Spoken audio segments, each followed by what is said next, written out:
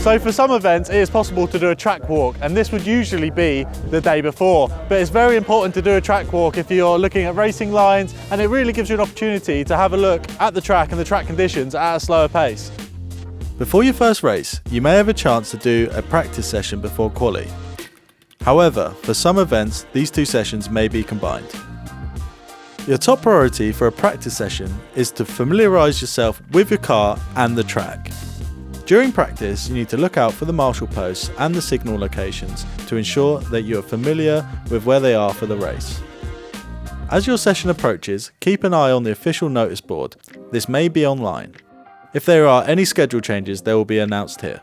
Pay attention because depending on how the weekend's going, things might be a bit ahead of time or behind schedule. Make sure you're all set to head to the assembly area with plenty of time.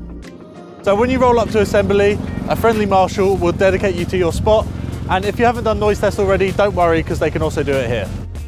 At the assembly area, make sure you're geared up properly and your harness is fitted correctly. If you have any concerns, raise them with the marshals. Once the marshal at the exit gives the signal, wait for the green flag to signify the start of the session. Qualifying sessions usually last between 15 and 30 minutes depending on the event. To qualify for the race, just make sure you complete at least 3 laps during this session.